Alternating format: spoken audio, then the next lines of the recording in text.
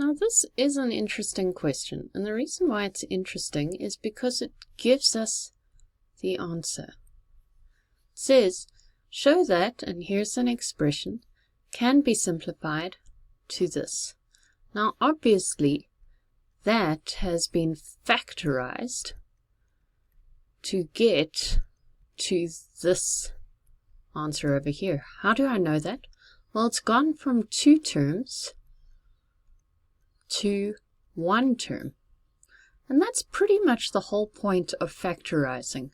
Taking something from 2 terms, or 3 terms, or 4 terms, and making it into 1 term. Okay, so let's take a critical look at these 2 terms. We've got 2x minus 1 squared and x minus 3 squared. Now when we factorize, there are a couple of things we always look for. We look for a common factor, and remember that includes grouping as well as change of sign. Let's just abbreviate it. Then we look for difference of 2 squares. Then we look for trinomials. And lastly, we'll look for the sum or difference of 2 cubes. But what have I said about this type of question? Does it come up often? No, not really. So we don't actually have to look for it that much. We're just going to look for common factor, difference of 2 squares, and trinomial. How do I know I need to look for those? Because when I looked critically at the question and the answer, I noticed that it had been factorized. Now the reason I'm going through all of these is because I know that most of you will want to multiply out that bracket. And then you'll want to multiply out that bracket, and then you'll get something that looks impossible. You might shed a little tear, look, there's the crying, and give up. And that's not the point.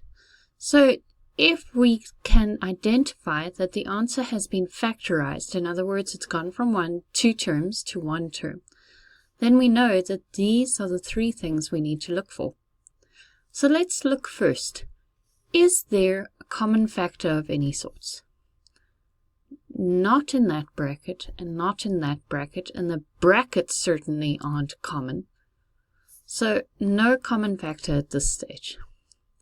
Is there a difference of 2 squares? Now remember, difference of 2 squares means that we have a squared number and we're subtracting a squared number from it. How do we know it's a squared number?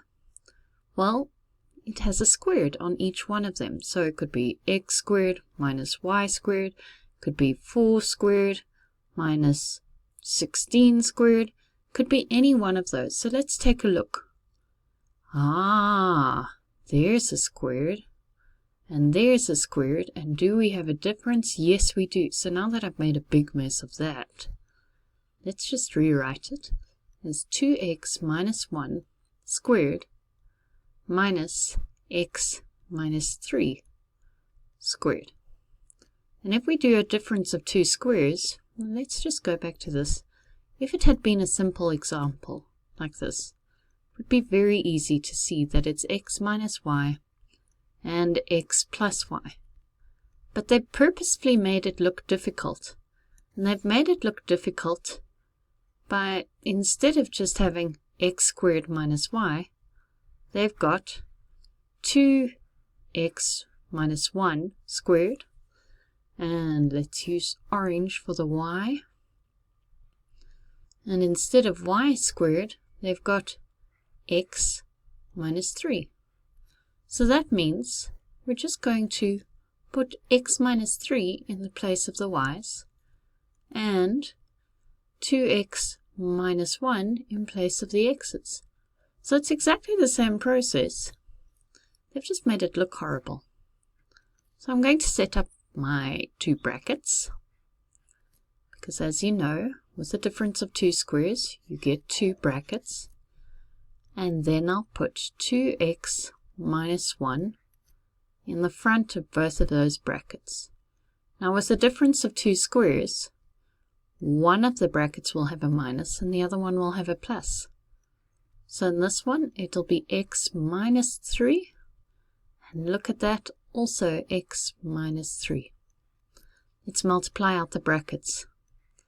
So that's 2x minus 1 minus x. And be careful here, a lot of you are going to forget that that minus also multiplies that minus, so it gives us plus 3. Then we have 2x minus 1 plus x minus 3. Now let's gather our like terms within the brackets. So 2x minus x is going to be x, and minus 1 plus 3 is going to be plus 2. In the second bracket, we've got 2x plus x, which is 3x, and minus 1 minus 3 is minus 4. Isn't that beautiful? Look, our answer is what it should be. So all around here I have a lot of very useful teaching aids, but actually all you need to write down for your calculations is this little bit over here. But I wouldn't draw the smiley face. That's just how you should feel at the end of this question.